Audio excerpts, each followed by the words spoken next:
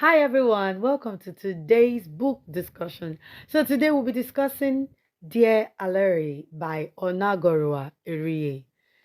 Hey, I don't know what my book selections have been like, but I have found myself to be reading a lot of women lead character books, women who have gone through so much and back, women who have seen Shege Banza in the hands of love.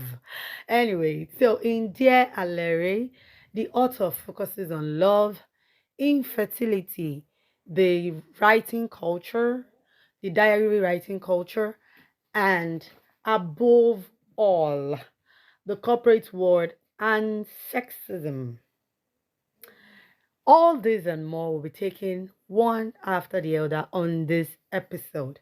So, first of all, let us discuss the issue of infertility.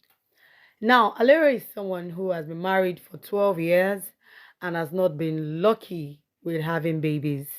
Now, the issue is found with the man and not the woman. But most of the problems, the accusations, the accusatory glances, the snide comments, the mother in law barging and raising insults, raining them like thunder and brimstone, actually falls on Alere because the husband made a pact with his wife to make it a secret and not inform anybody that he's actually the one with the problem. So, how do we do this now?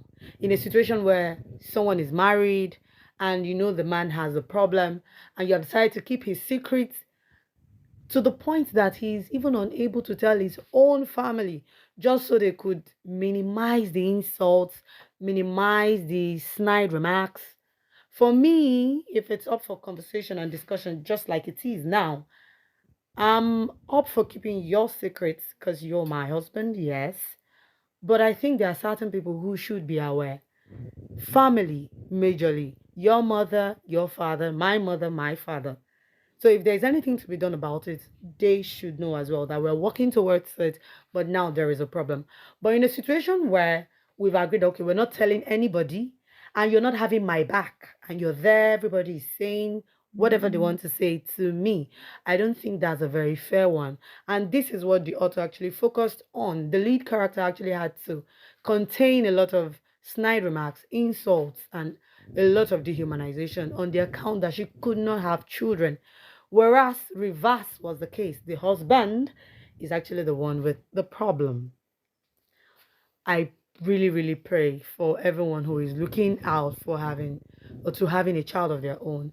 I pray it comes to you with ease and I pray you have your own baby because it is not an easy fit going through years and years wishing and wanting for something and it's really not coming. Secondly, on the line of today's conversation, we'll be discussing the issue of the diary writing culture. I am a writer, once a writer, always a writer, forever a writer. Maybe that is why I'm a reader now, I don't know. But the thing is, I've always loved the culture of writing, writing in a diary, writing my innermost thoughts, anyhow I feel, I put it down, writing in codes, and sometimes you come to forget about what the password is supposed to be. So you really can't remember most of what you've written because you can't remember how to decipher them. I think the culture of writing should be reintroduced, the culture of having diaries, because sometimes you go back to all these things and it makes you nostalgic. Like, oh, really, there was a certain time when these kind of situations were the case or were the problem. But because you've moved beyond that phase, it becomes a thing of testimony. But when you go through those diaries, it takes you back memory lane and makes you reminisce on the things that you've probably wished you had or had at a certain point in time. I'd also like to talk about the issue of the corporate world and sexism. Why is it that growth opportunities is, I don't know, is not very open to women or very much available to women?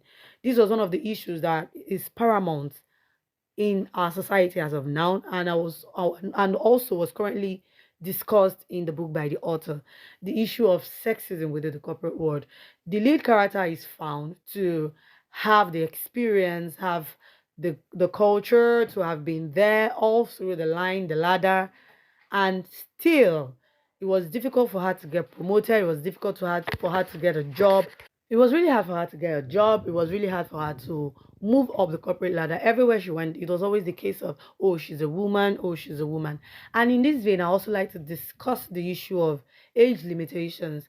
I think it's something that should be scrapped. So long as you have the experience, you can do the job, and there are no physical limitations, there are no emotional limitations, there are no educational limitations or barrier to what you can do. Because the idea of telling someone that because he or she has hit 30s, they are really not qualified for a role that they know about very well. I think it doesn't really make sense. I think it's something that should be reviewed. Another thing I'd like to discuss here is the issue of always having new brides on the side.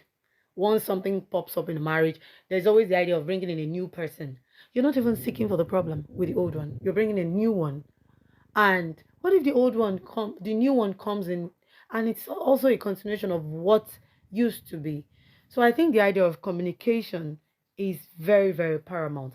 And above all, in all this, I like to discuss the issue of love. Love conquers all things. Love is love. Flip it, turn it, anyhow you put it, anyhow you make it. Genuine love will always be genuine love. And wherever you find it, I hope you get to keep it, and I hope you get to cherish it and nurture it. Dear book citizens, this is coming from me to you. Like dear Alaere would say, every single thing will be fine. Just have a writing culture and have a believing culture, and have a bookish culture, have a subscribing culture, have a sharing culture, have a liking culture. Till we meet some other time. Thank you and have a very nice day.